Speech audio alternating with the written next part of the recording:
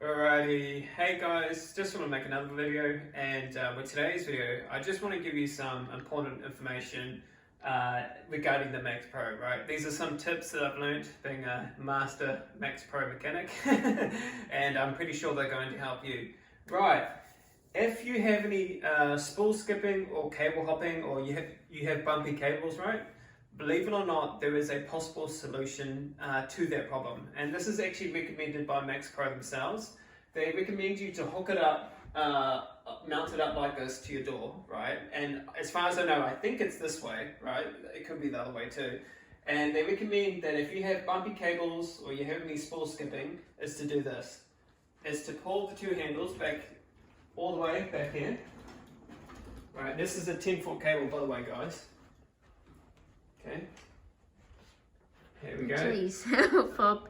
Okay, Thanks. there you go, that's 10 feet there. So the cable is fully extended at this point. Jeez. Yeah, pretty long, eh, Charlotte? Very long. Right, once you've done this, this is what they say. They say slowly walk back, like this.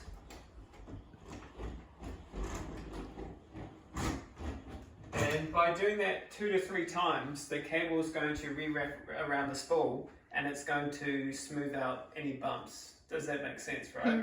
Now, I will admit that, like I said, that takes 2 or 3 times to do it, but you will notice that, in fact, it does get smoother, which is it's pretty awesome, because with your spools, your cables, they're machine wrapped in the beginning, and that's why it feels so smooth in the beginning. Do you understand, Charlotte? But of course, naturally, when you start working out, the cable's going to re-wrap, it's going to create bumps and stuff like that. And so the method or the solution that I came up with was this one that I've just shown you here. So, okay, so keep that in mind. This solves the bumpy cable issue. The next one is the jerky cable issue. Now, we've discussed that the reason why you have a jerky cable is because your power clutch on both sides, they have uneven resistance. Now, we've done a video about the white gear. You remember the white gear, Charlotte, that you rotate, right? The biggest tip I want to give you guys, and I'll leave this, right, is when you set your, because when you want to get access to your white gear, the first thing you should do is put it into the lock position, okay? But then when you take off the dial, this is something that I noticed, at least with this Max Pro. I noticed that I can actually turn the white gear even more, 3 to 4 levels beyond the lock position. Does that make sense, right? And so what I'm trying to say to you guys is that if you're going to reset your power clutch, make 100% sure that the white dial is turned as far as possible, because you're going to notice it. In fact, it can go 3 to 4 levels beyond what your lock position is. So turn it all the way as far as possible, and then when it's super tight, that will be the correct position for the lock position. Does that make sense? What I'm saying to you, okay? That's really key, okay?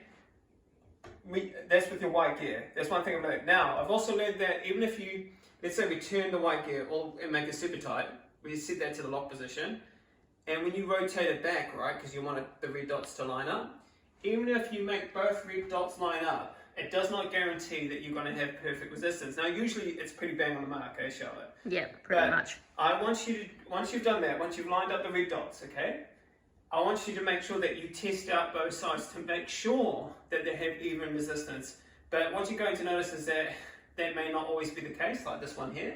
And I noticed that it was 1 level off, and then I just adjusted it, okay? And then now it's been perfect ever since. So that's the second tip I can give you. Please, please, please make sure that when you take off your dial, when you've got it in the lock position and you're trying to get access to the white gear, make sure that the white gear is actually fully turned as tight as possible. The next thing, okay, this here is built like a tank. This is rock hard metal, okay? Your power clutch and your base of your model are going to last an entire lifetime, hands down. In fact, the only thing you need to change is the cables, and they should only be changed every 2 years or so. And you know, in fact, if you avoid T-bar rows altogether, your cables probably could last up to 5 years. That's the honest truth. That is the only movement that I've discovered that they can actually shred your cables. So if you avoid T-bar rows, your cables are going to last a lot longer than what they recommend they will last, all right? So that's that there. And then, the last thing is the clutch driver, the turbine, right? You're going to notice is that when it turns around the clutch plates, right, it gets extremely hot. and it's got to do with the friction pads. So that's one tip I want to say there. and it needs the clutch driver, guys, where the washer is, it needs a little bit of oil on it, like 10W40 or 5W30, whatever it is, to help it rotate really fast when you're pulling up the spool.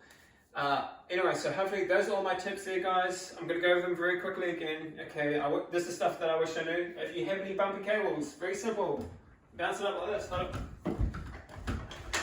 Bounce it up here. Pull it all the way back, and then slowly move it all the way forward. If you want to reset your power clutch, rotate the white gear as far as possible, okay, and then set that to the lock position, and then rotate it back to where the red dots are. Then of course, test both sides to make sure they're equal. This is built like a tank, and you might need to put some oil on the clutch driver. Okay, so anyway, have a good one. See ya.